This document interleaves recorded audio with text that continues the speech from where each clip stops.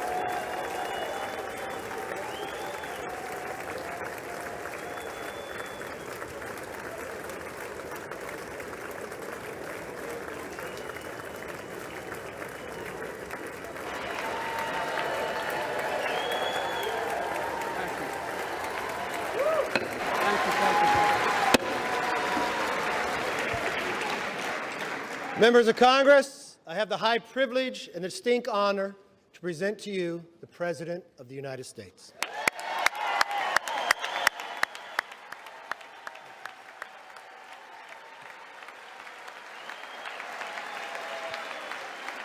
Mr. Speaker. Thank you. You can smile. It's okay. Thank you, thank you, thank you. Thank you. Please.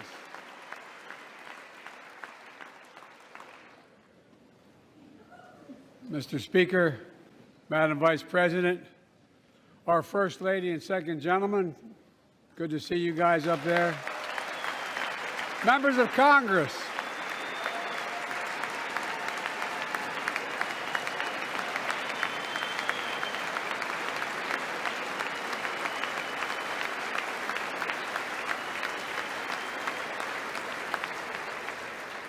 by the way, Chief Justice, I may need a court order. She gets to go to the game tomorrow, next week.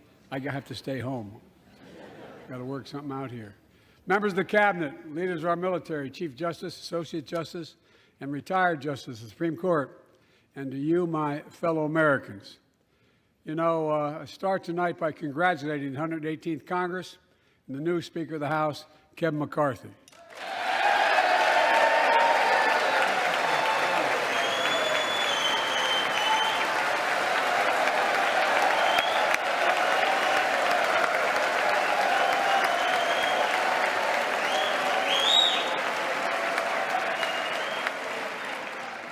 Speaker, I don't want to ruin your reputation, but I look forward to working with you.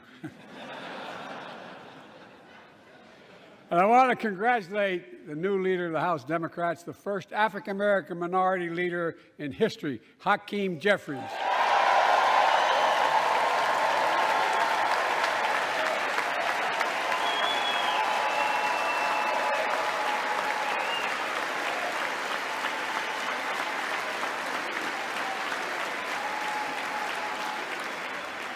He won in spite of the fact I campaigned for him.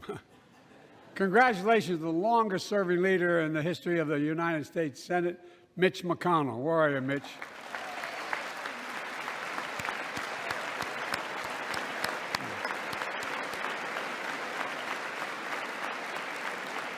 And congratulations to Chuck Schumer, another, another term as Senate Minority Leader. I think you. Only this time you have a slightly bigger majority, Mr. Leader. You're the majority leader. About that much bigger? Yeah. Well, I tell you what. I want to give special recognition to someone who I think is going to be considered the greatest speaker in the history of the House of Representatives, Nancy Pelosi.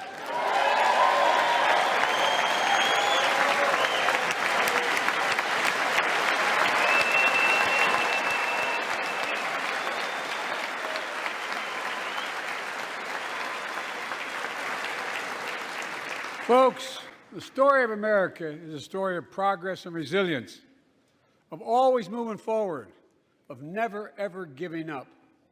It's a story unique among all nations. We're the only country that has emerged from every crisis we've ever entered stronger than we got into it. Look, folks, that's what we're doing again. 2 years ago, the economy was reeling. I stand here tonight after we've created, with the help of many people in this room, 12 million new jobs, more jobs created in 2 years than any president's created in 4 years, because of you all, because of the American people. 2 years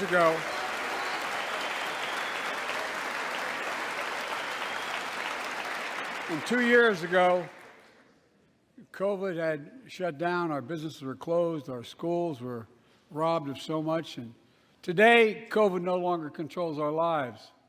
And 2 years ago, democracy faced its greatest threats in the Civil War, and today, though bruised, our democracy remains unbowed and unbroken.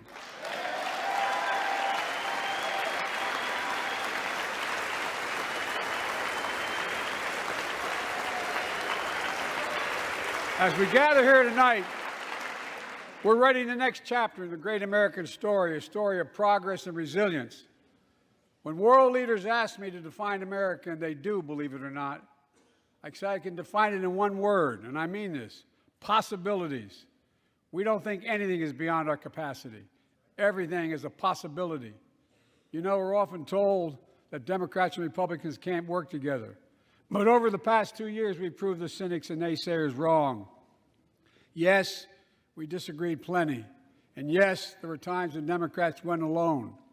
But time and again, Democrats and Republicans came together to defend a stronger and safer Europe. You came together to pass once in a generation infrastructure law, building bridges connecting our nation and our people. We came together to pass the most significant law ever, helping victims exposed to toxic burn pits. And in fact,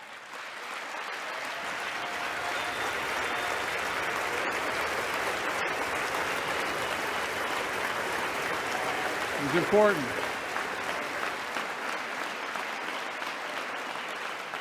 And in fact, I signed over 300 bipartisan pieces of legislation since becoming president, from reauthorizing the Violence Against Women Act, the Electoral Count Reform Act, the Respect for Marriage Act that protects the right to marry the person you love. And to my Republican friends, if we could work together the last Congress, there's no reason we can't work together and find consensus on important things in this Congress as well. I think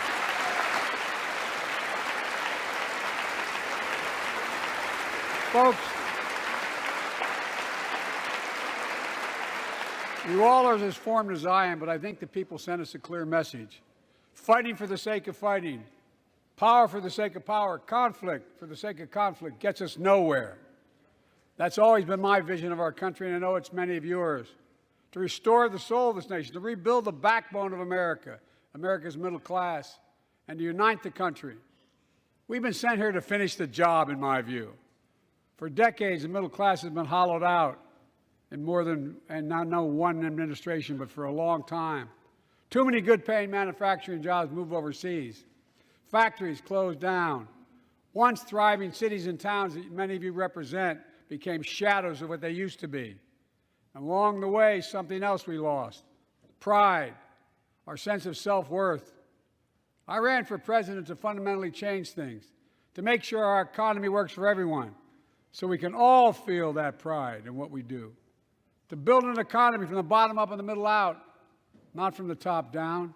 Because when the middle class does well, the poor have a ladder up, and the wealthy still do very well. We all do well.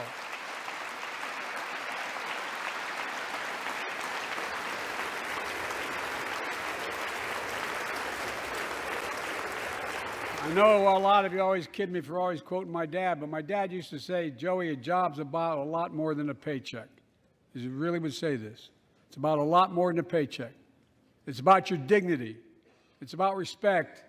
It's about being able to look your kid in the eye and say, honey, it's going to be okay, and mean it.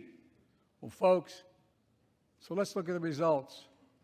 We're not finished yet by any stretch of the imagination, but unemployment rate is at 3.4%, a 50-year low. A near record unemployment. Near record unemployment for Black and Hispanic workers. We've already created, with your help, 800,000 good-paying manufacturing jobs, the fastest growth in 40 years. And where is it written? Where is it written that America can't lead the world in manufacturing? And I don't know where that's written. For too many decades, we imported projects and exported jobs. Now, thanks to what you've all done, we're exporting American products and creating American jobs. Folks, inflation has been a global problem because the pandemic disrupted our supply chains, and Putin's unfair and brutal war in Ukraine disrupted energy supplies as well as food supplies, blocking all that grain in Ukraine. But we're better positioned than any country on earth right now. But we have more to do. But here at home, inflation is coming down. Here at home, gas prices are down $1.50 from their peak. Food inflation is coming down, not fast enough, but coming down. Inflation has fallen every month for the last 6 months, while take-home pay has gone up. Additionally, over the last 2 years, a record 10 million Americans applied to start new businesses. 10 million. And by the way, every time someone starts a small business is an act of hope. And Madam Vice President, I want to thank you for leading that effort to ensure that small businesses have access to capital and the historic laws we enacted that are going to just come into being. Standing here last year, I shared with you a story of American genius and possibilities. Semiconductors, small computer chips the size of a fingerprint that power everything, from cell phones to automobiles and so much more. These chips were invented in America. Let's get that straight. They were invented in America. We used to make 40% of the world's chips. In the last several decades, we lost our edge. We're down to only producing 10%. We all saw what happened during the pandemic when chip factories shut down overseas. Today's automobiles need 3,000 chips, each of those automobiles. But American automobiles couldn't make enough cars because there weren't enough chips. Car prices went up, people got laid off. So did everything from refrigerators to cell phones. We can never let that happen again. That's why we came together to pass the Bipartisan Chips and Science Act.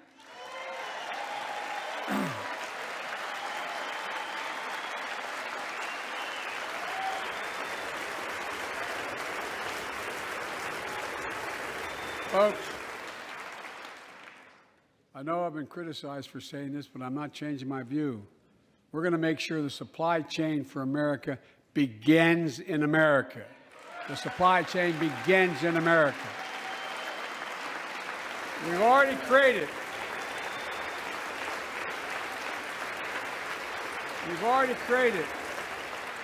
800,000 new manufacturing jobs without this law, before the law kicks in.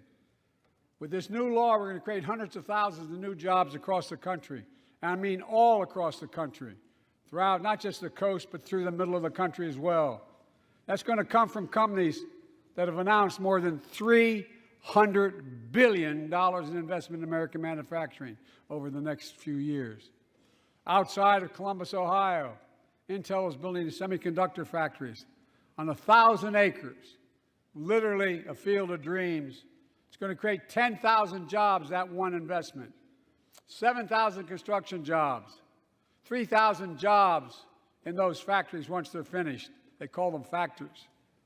Jobs paying an average of $130,000 a year, and many do not require a college degree.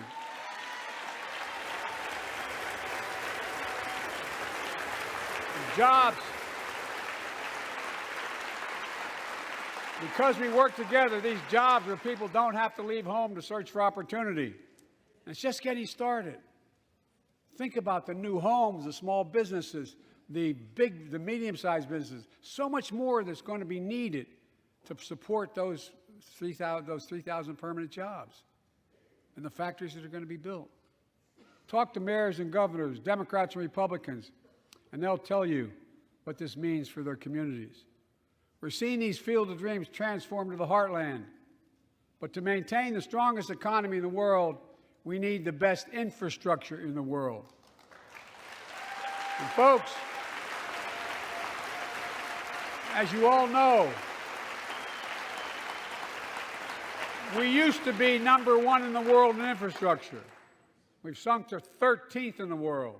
The United States of America, 13th in the world in infrastructure, modern infrastructure. But now we're coming back because we came together and passed the bipartisan infrastructure law, the largest investment in infrastructure since President Eisenhower's interstate highway system.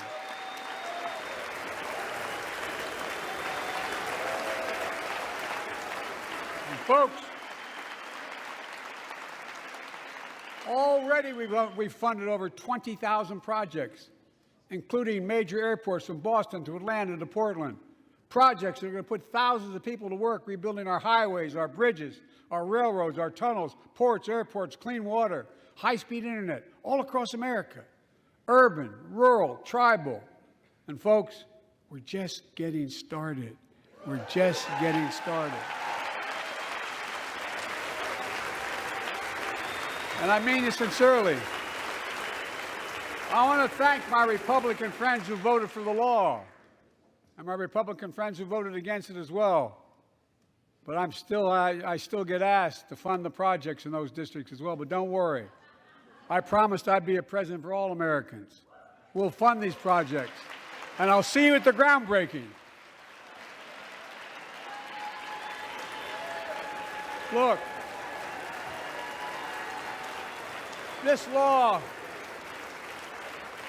will further unite all of America. Projects like Brent Spence Bridge in Kentucky over the Ohio River, built 60 years ago, badly needed repairs, one of the nation's most congested freight routes, carrying $2 billion worth of freight every single day across the Ohio River. And folks, I've been talking about fixing it for decades, but we're really finally going to get it done. I went there last month with Democrats and Republicans and from both states to deliver a commitment of $1.6 billion for this project. And while I was there, I met a young woman named Sarah, who's here tonight. I don't know where Sarah is. Is she up in the box? I don't know. Sarah, how are you? Well, Sarah, for 30 years,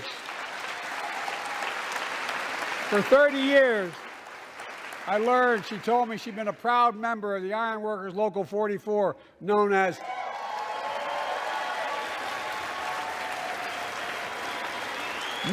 the Cowboys in the Sky.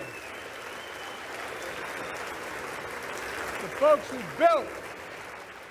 built Cincinnati's skyline. Sarah said she can't wait to be 10 stories above the Ohio River building that new bridge. God bless her. That's pride. And that's what we're also building. We're building back pride. Look, we're also replacing poisonous lead pipes that go into 10 million homes in America, 400,000 school and child care centers. So every child in America can drink the water instead of having permanent damage to their brain. Look, we're making sure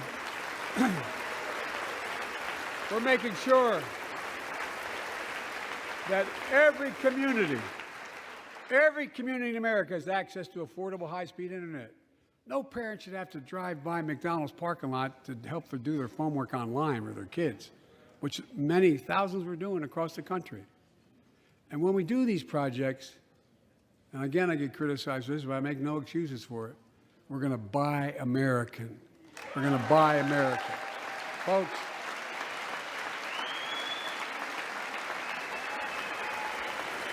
and it's totally consistent with international trade rules.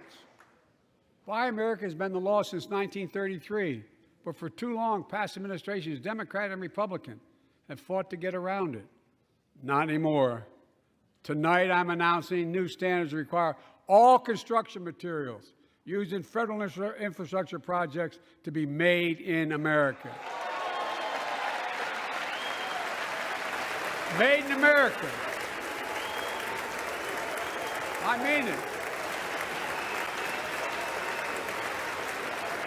Lumber, glass, drywall, fiber optic cable. And on my watch, American roads, bridges, and American highways are going to be made with American products as well. Folks, my economic plan is about investing in places and people that have been forgotten. So many of you listening to me tonight, I know you feel it. So many of you felt like you've just simply been forgotten. Amid the economic upheaval of the past 4 decades, too many people have been left behind and treated like they're invisible. Maybe that's you watching from home. Remember the jobs that went away. You remember them, don't you? The folks at home remember them. You wonder whether the path even exists anymore for your children to get ahead without having to move away. Well, that's why, I get that. That's why we're building an economy where no one's left behind. Jobs are coming back. Pride is coming back. Because choices we made in the last several years. You know, this is, in my view, a blue-collar blueprint to rebuild America and make a real difference in your lives at home. For example, too many of you lay in bed at night like my dad did, staring at the ceiling, wondering what in God's name happens if your spouse gets cancer, or your child gets deadly ill, or something happens to you. What are you going to get money to pay for those medical bills? Or you're going to have to sell the house or try to get a second mortgage on it. I get it. I get it. With the Inflation Reduction Act that I signed into law, we're taking on powerful interests to bring healthcare costs down so you can sleep better at night with more security. You know, we pay more for prescription drugs than any nation in the world. Let me say it again. We pay more for prescription drugs than any major nation on earth. For example, 1 in 10 Americans has diabetes.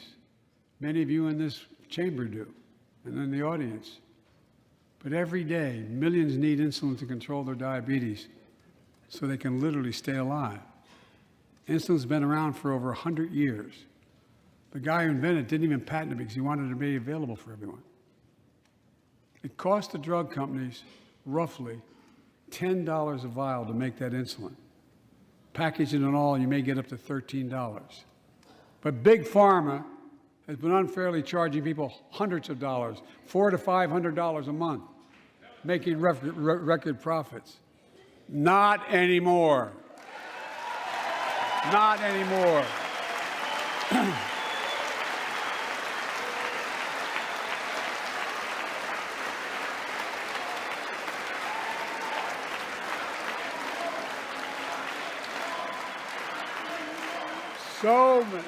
So many things that we did are only now coming to fruition.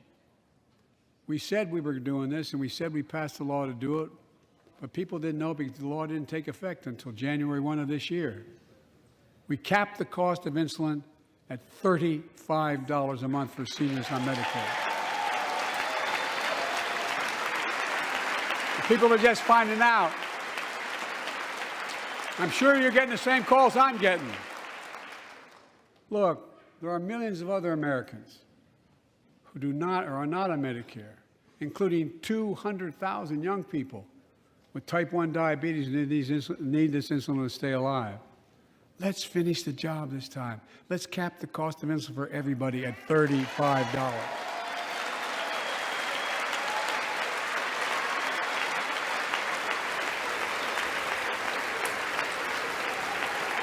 Folks, and Big Pharma is still going to do very well, I promise you all. I promise you they're going to do very well. This law also caps and won't even go into effect until 2025. It costs out-of-pocket drug costs for seniors on Medicare at a maximum of $2,000 a year. You don't have to pay more than $2,000 a year, no matter how much your drug costs are. Because you know why? You all know it. Many of you, like many in my family, have cancer. You know the drugs can range from $10,000, $11,000, $14,000, $15,000 for the cancer drugs. If drug prices rise faster than inflation, drug companies are going to have to pay Medicare back the difference. We're finally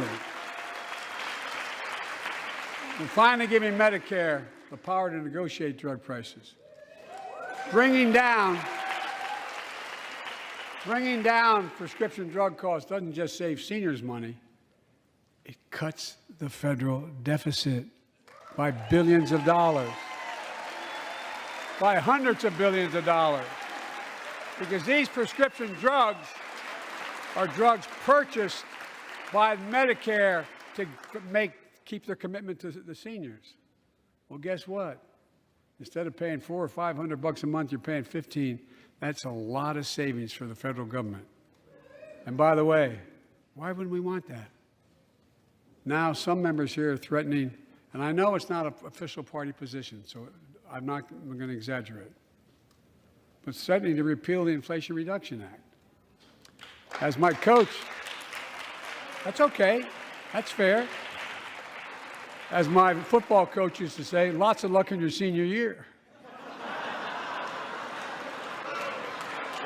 Make no mistake, if you try anything to raise the cost of prescription jobs, I will veto it. Look, I'm pleased to say that more Americans have health insurance now than ever in history. A record 16 million people are enrolled in the Affordable Care Act. And thanks to the law I signed last year, saving millions are saving $800 a year on their premiums. And by the way, that law was written and the benefit expires in 2025. So my plea to some of you, at least in this audience, let's finish the job and make these savings permanent. Expand coverage of Medicaid.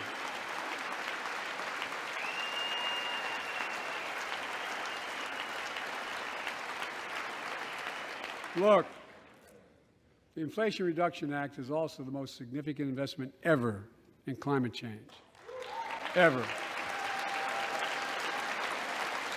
Lowering utility bills, creating American jobs, leading the world to a clean energy future. I visited the devastating aftermath of record floods, droughts, storms, and wildfires from Arizona to New Mexico to all the way up to the Canadian border. More timber has been burned, as I've observed from helicopters, than the entire state of Missouri. And we don't have global warming? Not a problem. In addition to emergency recovery, from Puerto Rico to Florida to Idaho, we're rebuilding for the long term. New electric grids that are able to weather major storms and not prevent those forest fires. Roads and water systems withstand the next big flood. Clean energy to cut pollution and create jobs in communities often left behind. We're going to build 500,000 electric vehicle charging stations installed across the country by tens of thousands of IBEW workers. And we're helping families save more than $1,000 a year with tax credits to purchase electric vehicles and efficient appliances, energy-efficient appliances. Historic conservation efforts to be responsible stewards of our land. Let's face reality. The climate crisis doesn't care if you're in a red or blue state. It's an existential threat. We have an obligation, not to ourselves, but to our children and grandchildren, to confront it. I'm proud of how America, at last, is stepping up to the challenge. We're still going to need oil and gas for a while. But guess what? No, we do. But there's so much more to do. We got to finish the job. And we pay for these investments in our future by finally making the wealthiest and biggest corporations begin to pay their fair share. Just begin.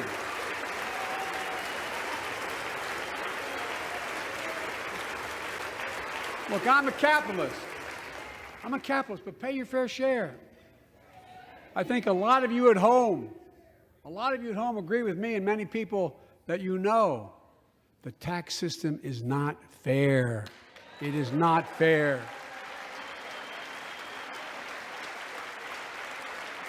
Look,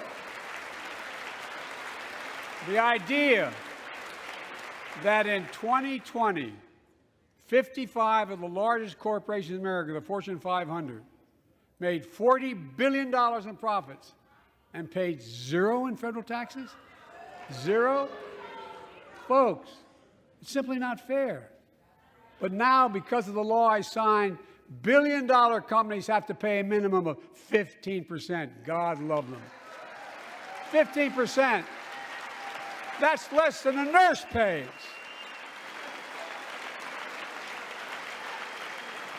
And let me be crystal clear. I said at the very beginning, under my plans, as long as I'm president, nobody earning less than $400,000 will pay an additional penny in taxes. Nobody, not one penny. But let's finish the job. There's more to do. We have to reward work, not just wealth.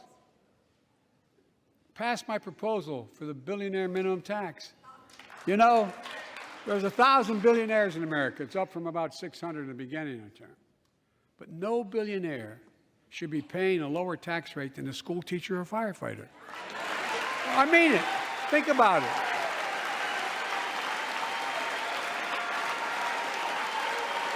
I mean, look.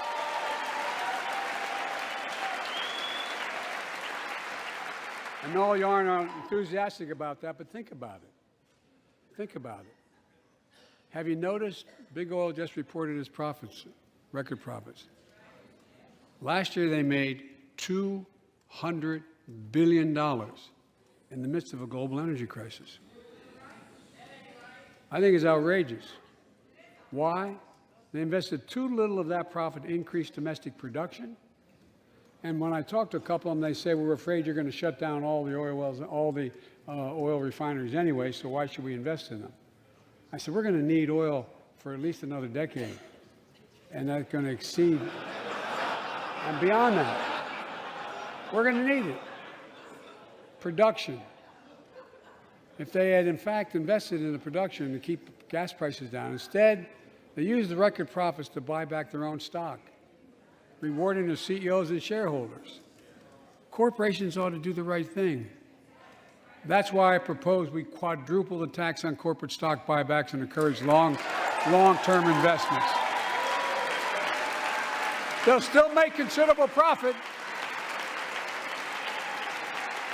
Let's finish the job and close the loopholes that allow very wealthy to avoid paying their taxes. Instead of cutting the number of audits for wealthy taxpayers, I just signed a law to reduce the deficit by $114 billion by cracking down on wealthy tax cheats. That's being fiscally responsible. In the last 2 years, my administration has cut the deficit by more than $1.7 trillion, the largest deficit reduction in American history. Under the previous administration, the American deficit went up 4 years in a row. Because those record deficits, no president added more to the national debt in any 4 years than my predecessor. Nearly 25% of the entire national debt that took over 200 years to accumulate was added by just one administration alone, the last one. They're the facts. Check it out. Check it out. How did Congress respond to that debt? They did the right thing. They lifted the debt ceiling 3 times without preconditions or crisis. They paid American bills to prevent an economic disaster in the country. So tonight I'm asking the Congress to follow suit. Let's commit here tonight to the full faith and credit of the United States of America will never, ever be questioned. Some of my Republican friends want to take the economy hostage. I get it, unless I agree to their economic plans. All of you at home should know what those plans are. Instead of making the wealthy pay their fair share, some Republicans want Medicare and Social Security to sunset. I'm not saying it's a majority. Let me give you, anybody who doubts it, contact my office. I'll give you a copy. I'll give you a copy of the proposal. That means Congress doesn't vote. Well, I'm glad to see you. And I tell you, I enjoy conversion.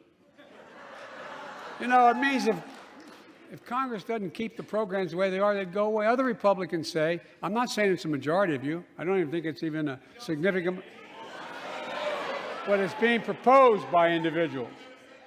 I'm not politely not naming them, but it's being proposed by some of you. Look, folks, the idea is that we're not going to be moved into being threatened to default on the debt if we don't respond.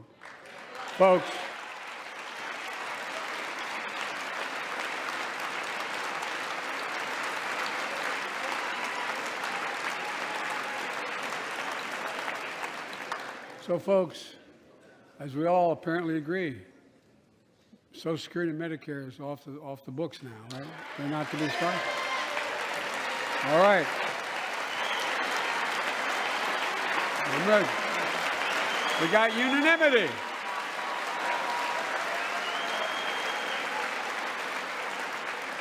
Social Security and Medicare are a lifeline for millions of seniors. Americans have to pay into them from the very first paycheck they started. So tonight, let's all agree, and we apparently are. Let's stand up for seniors.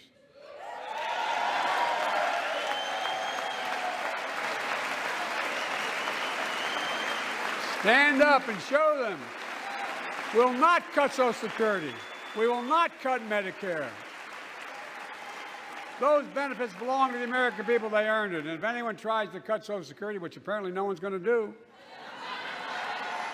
and if anyone tries to cut Medicare, I'll stop them. I'll veto it. And look, I'm not going to allow them to be taken away. Not today, not tomorrow, not ever. But apparently it's not going to be a problem. Next month, when I offer my fiscal plan, I ask my Republican friends to lay down their plan as well. I really mean it. Let's sit down together and discuss our mutual plans together. Let's do that.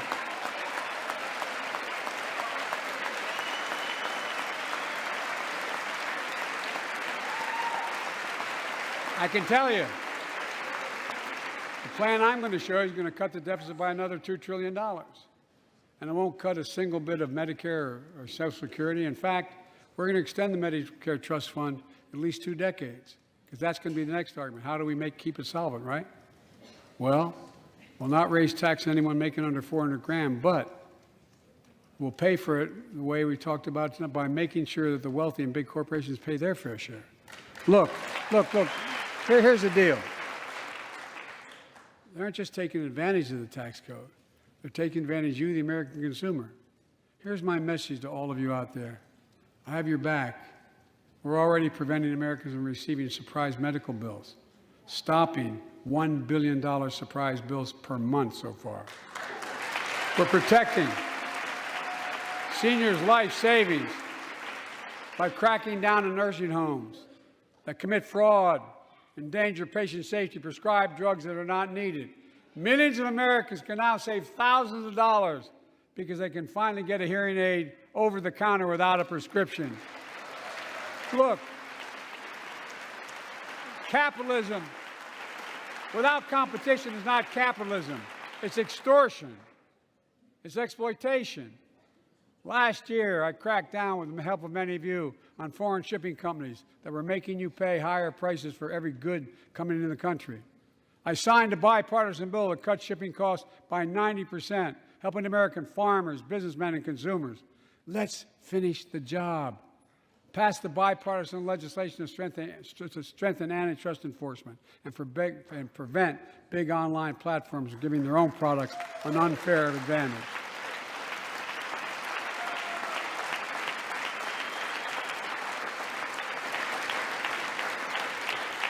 My administration is also taking on junk fees, those hidden surcharges too many companies use to make you pay more. For example, we're making airlines show you the full ticket price up front, refund your money if your flight is canceled or delayed. We've reduced exorbitant bank overdrafts by saving consumers more than $1 billion a year. We're cutting credit card late fees by 75%, from $30 to $8. Look,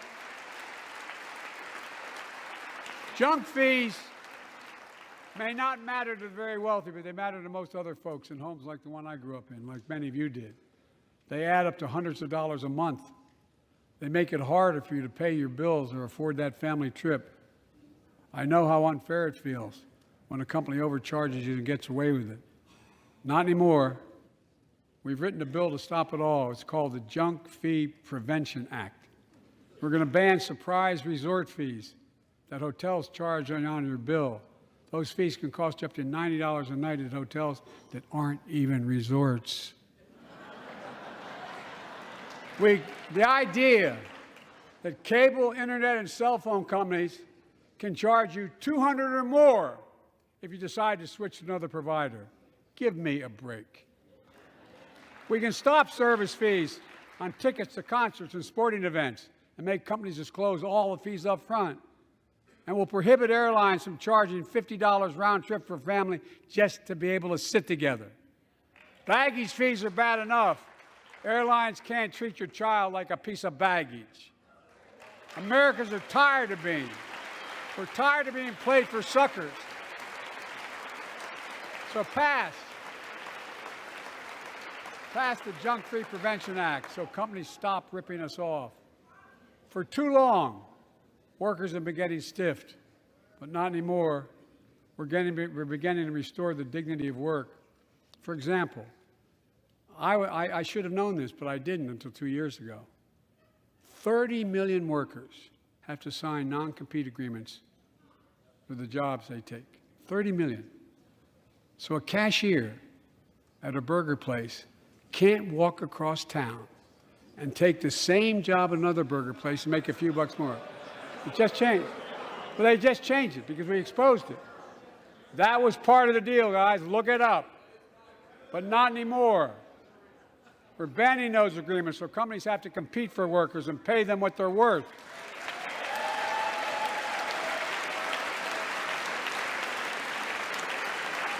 And I must tell you, this is bound to get a response from my friends on my left but the right. I'm so sick and tired of companies breaking the law by preventing workers from organizing. Pass the PRO Act, because business have a right, workers have a right to form a union. And let's guarantee all workers have a living wage.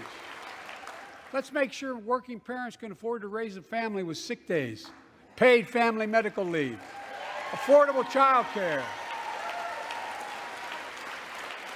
That's going to enable millions of more people to go and stay at work. And let's restore the full child tax credit, which gave tens of millions of parents some breathing room and cut child poverty in half to the lowest level in history. And by the way, when we do all these things, we increase productivity.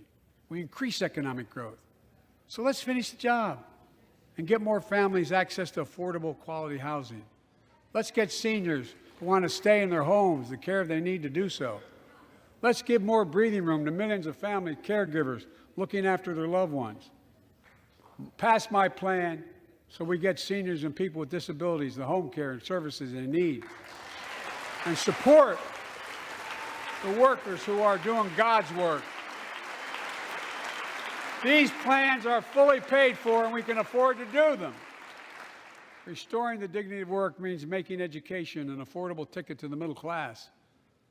You know, when we made public education, 12 years of it, universal in the last century, we made the best educated, best paid, we became the best educated, best paid nation in the world. But the rest of the world's caught up. It's caught up. Teachers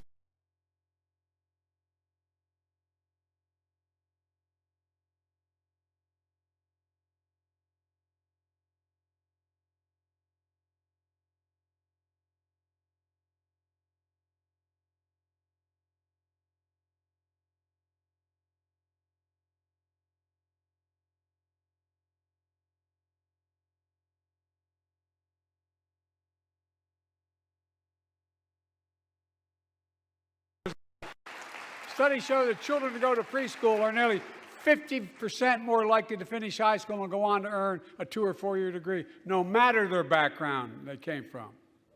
Let's give public school teachers a raise.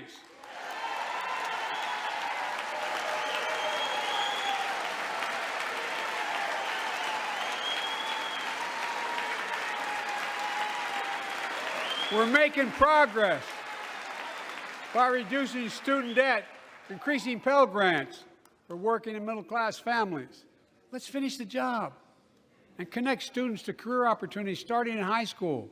Provide access to 2 years of community college, the best career training in America in addition to being a pathway to a 4-year degree. Let's offer every American a path to a good career, whether they go to college or not. And folks, in the midst of the COVID crisis, when schools were closed and we were shutting down everything, let's recognize how far we came in the fight against the pandemic itself. While the virus is not gone, thanks to the resilience of the American people and the ingenuity of medicine, we've broken the COVID grip on us. COVID deaths are down by 90%. We've saved millions of lives and opened up our country. We opened our country back up, and soon we'll end the public health emergency. But that's called a public health emergency. But we'll remember the toll and pain that's never going to go away. More than 1 million Americans lost their lives to COVID. 1 million. Families grieving. children orphaned, empty chairs at the dining room table constantly reminding you that she used to sit there. Remembering them, we remain vigilant. We still need to monitor dozens of variants and support new vaccines and treatments. So Congress needs to fund these efforts and keep America safe. And as we emerge from this crisis stronger, we're also got to double down on prosecuting criminals who stole relief money meant to keep workers and small businesses afloat.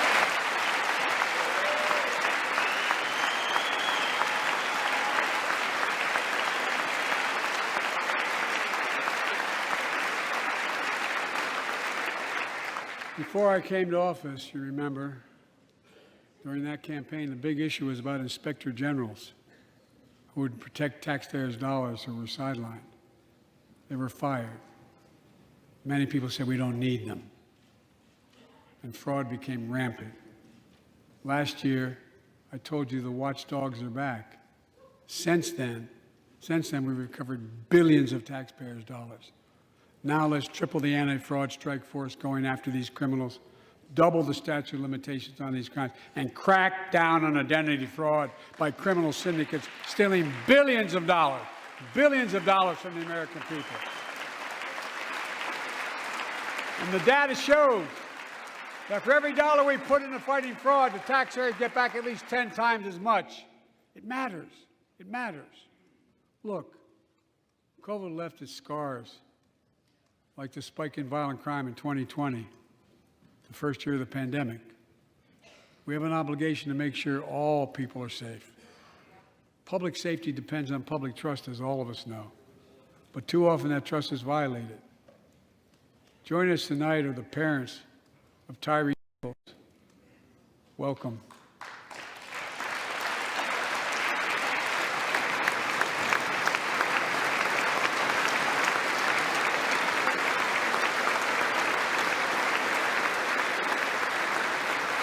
We had to bury Tyree last week. As many of you personally know, there's no words to describe the heartache or grief of losing a child. But imagine if you lost that child at the hands of the law. Imagine having to worry whether your son or daughter came home from walking down the street, or playing in the park, or just driving a car. Most of us in here have never had to have the talk that brown and black parents have had to have with their children. Bo, Hunter, Ashley, my children, I never had to have the talk with them. I never had to tell them if a police officer pulls you over, turn your interior lights on right away. Don't reach for your license. Keep your hands on the steering wheel. Imagine having to worry like that every single time your kid got in a car. Here's what Tyree's mother shared with me when I spoke to her. When I asked her how she finds the courage to carry on and speak out. The faith of God, she said her son was, quote, a beautiful soul, and something good will come of this. Imagine how much courage and character that takes. It's up to us, to all of us. We all want the same thing. Neighborhoods free of violence. Law enforcement who earns the community's trust. Just as every cop, when they pin on that badge in the morning, has a right to be able to go home at night, so does everybody else out there. Our children have a right to come home safely. Equal protection under the law is a covenant we have with each other in America.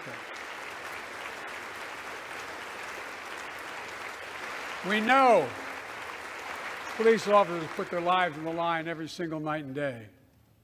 And we know we ask them in many cases to do too much, to be counselors, social workers, psychologists, responding to drug overdoses, mental health crises, and so much more. In one sense, we ask much too much of them. I know most cops and their families are good, decent, honorable people, the vast majority. But they risk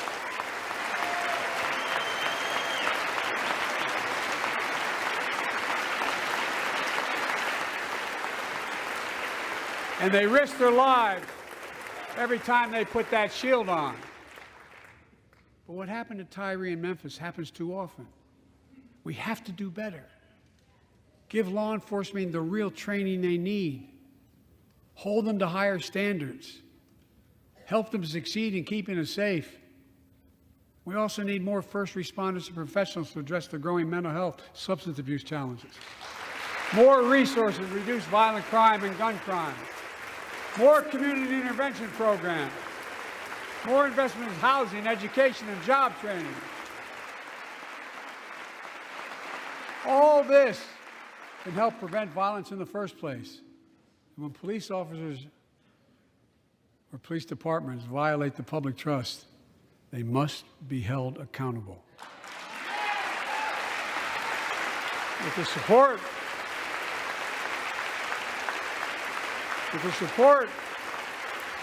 of the families of victims, civil rights groups, and law enforcement, I signed an executive order for all federal officers, banning chokeholds, restricting no-knock warrants, and other key elements of the George Floyd Act.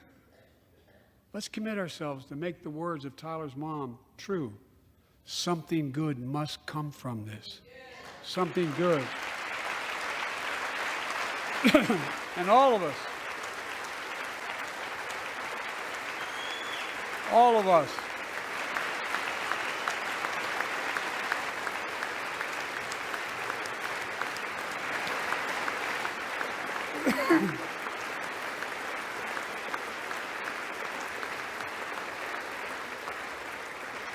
folks, it's difficult, but it's simple. All of us in this chamber, we need to rise to this moment. We can't turn away. Let's do what we know in our hearts that we need to do. Let's come together to finish the job on police reform. Do something. Do something. That was the plea of parents who lost their children in Uvalde. I met with every one of them. Do something about gun violence. Thank God. Thank God we did. Passing the most sweeping gun safety law in 3 decades. That includes things like that the majority of responsible gun owners already support, enhanced background checks for 18 to 21 years old, red flag laws, keeping guns out of the hands of people who are a danger to themselves and others. But we know our work is not done.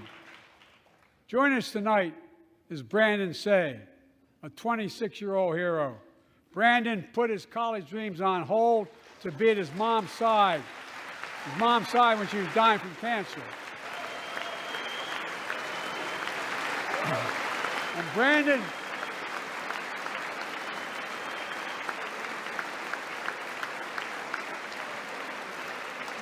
now works at the dance studio started by his grandparents. And 2 weeks ago, during the Lunar New Year celebrations, he heard the studio door close, and he saw a man standing there pointing a semi-automatic pistol at him. He thought he was going to die, but he thought about the people inside. And in that instant, he found the courage to act and wrestled a semi-automatic pistol away from the gunman who had already killed 11 people in another dance studio. 11. He saved lives. It's time we do the same. Ban assault weapons now. Ban them now. Once and for all.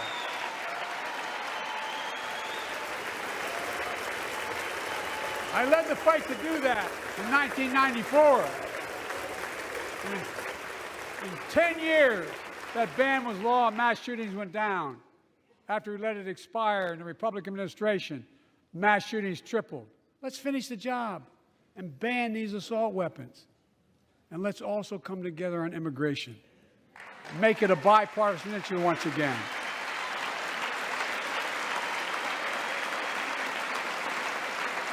We now have a record number of personnel working to secure the border, arresting 8,000 human smugglers, seizing over 23,000 pounds of fentanyl in just the last several months. We've launched a new border plan last month. Unlawful migration from Cuba, Haiti, Nicaragua, and Venezuela has come down 97% as a consequence of that. But American border problems won't be fixed until Congress acts. if we don't pass my comprehensive immigration reform, at least pass my plan to provide the equipment and officers to secure the border.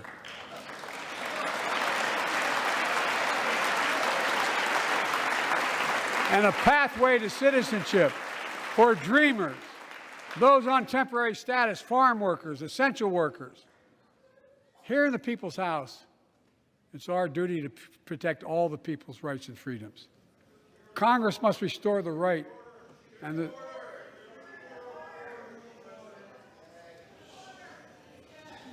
Congress must restore the right that was taken away in Roe v. Wade and protect Roe v. Wade.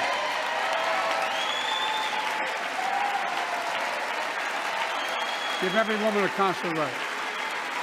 The Vice President and I are doing everything to protect access to reproductive health care and safeguard patient safety. But already more than a dozen states are enforcing extreme abortion bans. Make no mistake about it. If Congress passes a national ban, I will veto it.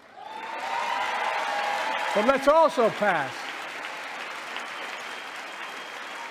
the Bipartisan Equality Act to ensure LGBTQ Americans, especially transgender young people, can live with safety and dignity. Our strength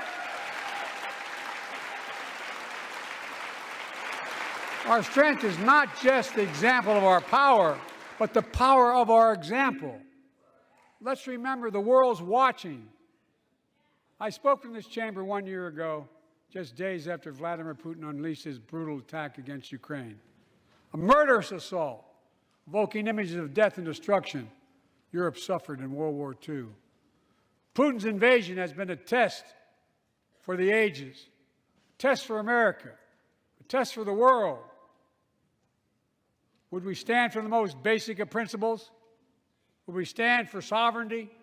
Would we stand for the right of people to live free of tyranny? Would we stand for the defense of democracy? For such defense matters to us because it keeps peace and prevents open season on would-be aggressors and threatens our prosperity. 1 year later, we know the answer. Yes, we would, and we did. We did. And together, we did what America always does at our best. We led. We united NATO. We built a global coalition. We stood against Putin's aggression.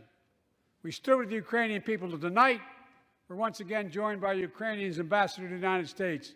She represents not just her nation, but the courage of her people. Our ambassador is here, we're united in our support of your country. Will you stand so we can all take a look at you? Thank you.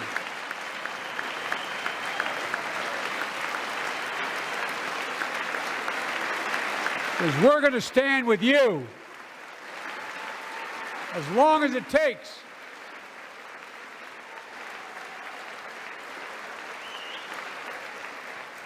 Our nation is working for more freedom, more dignity, more peace, not just in Europe, but everywhere.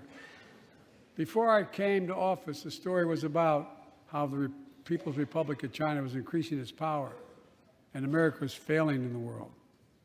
Not anymore. We made clear, and I made clear in my personal conversations, which have been many, with President Xi, that we seek competition, not conflict. But I will make no apologies that we're investing to make America stronger. Investing in American innovation and industries that will define the future that China intends to be dominated. Investing in our alliances and working with our allies to protect advanced technologies so they will not be used against us. Modernizing our military to safeguard stability and deter aggression. Today, we're in the strongest position in decades to compete with China or anyone else in the world. Anyone else in the world. And I'm committed.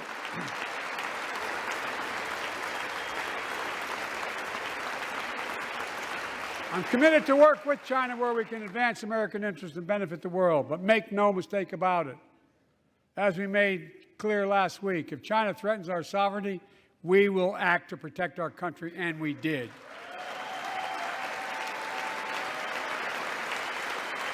Look, let's be clear. Winning the competition should unite all of us. We face serious challenges across the world. But in the past 2 years, democracies have become stronger, not weaker. Autocracies have grown weaker, not stronger. Name me a world leader who changed places with Xi Jinping. Name me one. Name me one. America's rallying the world to meet those challenges, from climate to global health, to food insecurity, to terrorism, to territorial aggression. Allies are stepping up, spending more, and doing more. Look, the bridges we're forming between partners in the Pacific and those in the Atlantic, and those who bet against America are learning how wrong they are. It's never, ever been a good bet to bet against America. Never.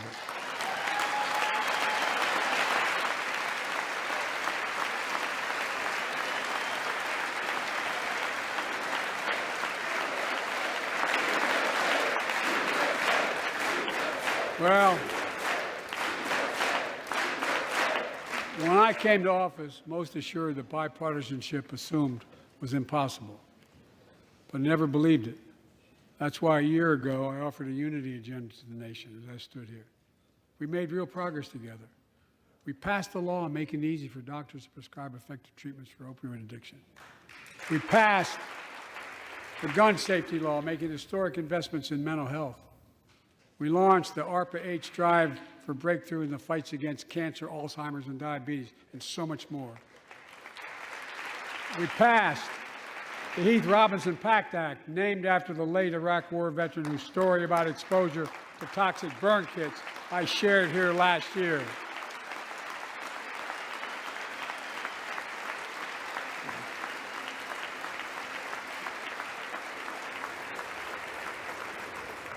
I understand something about those burn pits, but there's so much more to do.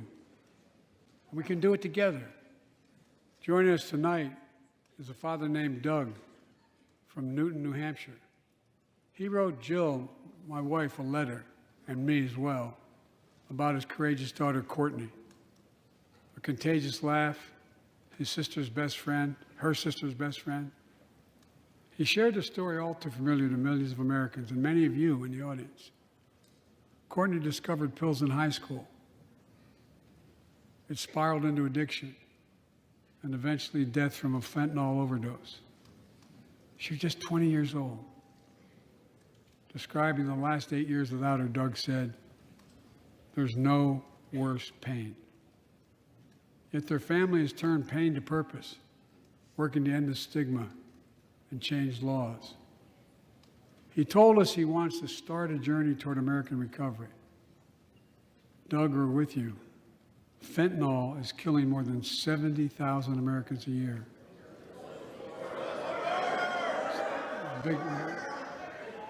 You got it.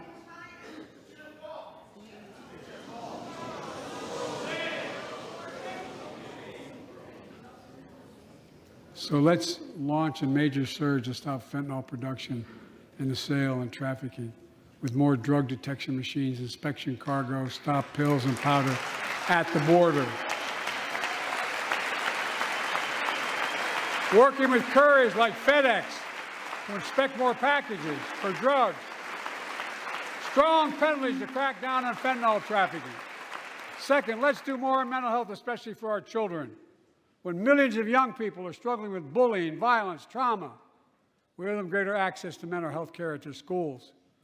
We must finally hold social media companies accountable for experimenting they're doing running children for profit. And it's time to pass bipartisan legislation to stop big tech from collecting personal data on our kids and teenagers online.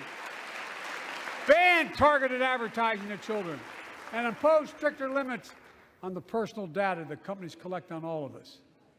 Third, let's do more to keep this nation's one truly sacred obligation to equip those we send into harm's way and care for them and their families when they come home. Job training, job placement for veterans and their spouses as they come to return to civilian life. Helping veterans afford the rent, because no one should be homeless in America, especially someone who served the country.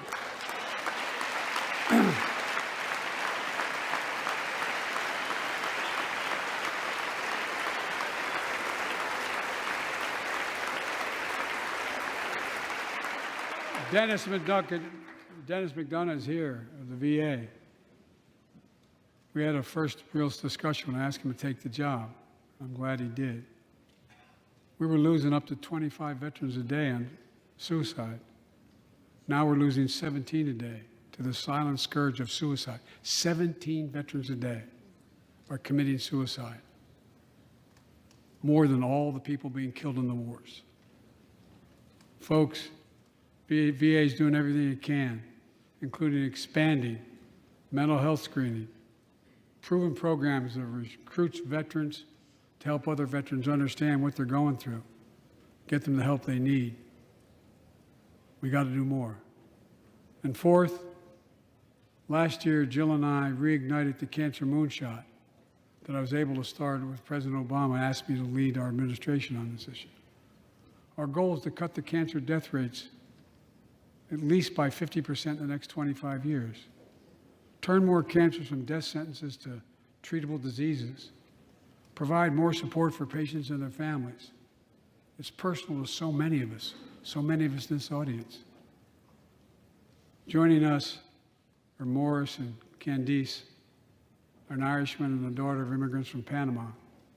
They met and fell in love in New York City and got married in the same chapel Jill and I got married in New York City. Kindred spirits. He wrote us a letter about his little daughter, Ava, and I saw her just before I came over. She was just a year old when she was diagnosed with rare kidney disease, cancer. After 26 blood transfusions, 11 rounds of radiation, 8 rounds of chemo, 1 kidney removed, given a 5% survival rate. He wrote how in the darkest moments he thought, if she goes, I can't stay. Many of you have been through that as well. Jill and I understand that like so many of you. And he read Jill's book describing our family's cancer journey and how we tried to steal moments of joy where we could with Bo. For them, that glimmer of joy was the half smile of their baby girl. It meant everything to them. They never gave up hope. Little Ava never gave up hope. She turns 4 next month.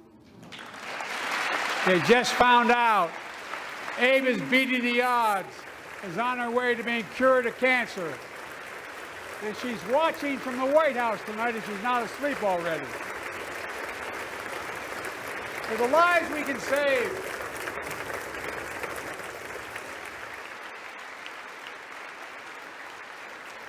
For the lives we can save and the lives we've lost, let this be a truly American moment that rallies the country and the world together and proves that we can still do big things. 20 years ago, under the leadership of President Bush and countless advocates and champions, he undertook a bipartisan effort through PEPFAR to transform the global fight against HIV/AIDS. It's been a huge success. He thought big. He thought large. He moved.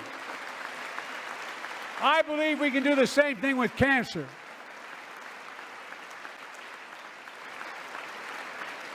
Let's end cancer as we know it. Cure some cancers once and for all. Folks, there's one reason why we've been able to do all of these things. Our democracy itself. It's the most fundamental thing of all.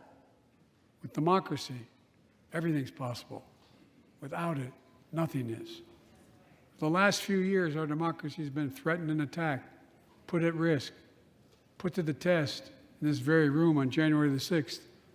And then just a few months ago, an unhinged big lie, assailant unleashed a political violence, the home of the then Speaker of the House of Representatives, using the very same language the insurrectionists used as they stalked these halls and chanted on January 6th. Here tonight in this chamber is a man who bears the scars of that brutal attack, but is as tough and as strong and as resilient as they get. My friend Paul Pelosi. Paul, stand up.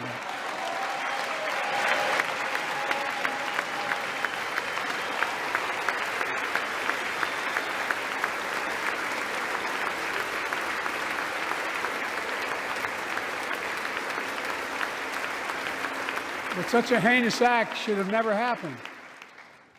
We must all speak out. There's no place for political violence in America. We have to protect the right to vote, not suppress that fundamental right. Honor the results of our elections, not subvert the will of the people. We have to uphold the rule of law and restore trust in our institutions of democracy. And we must give hate and extremism in any form no safe harbor.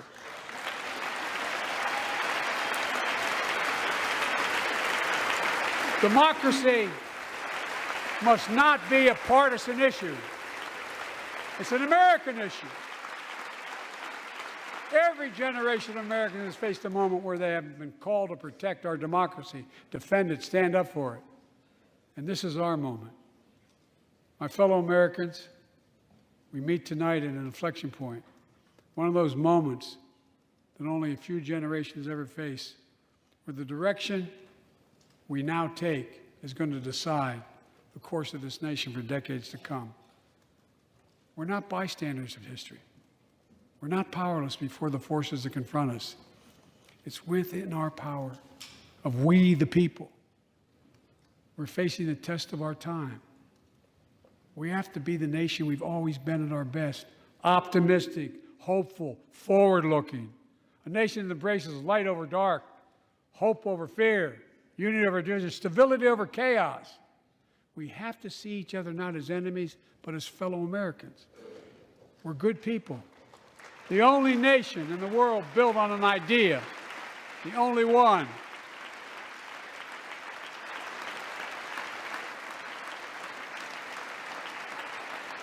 Other nations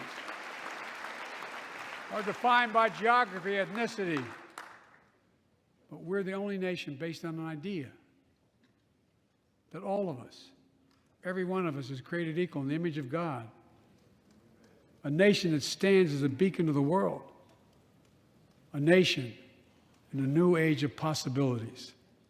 So I've come to fulfill my constitutional obligation to report in the State of the Union. And here's my report. Because the soul of this nation is strong, because the backbone of this nation is strong, because the people of this nation are strong, the State of the Union is strong.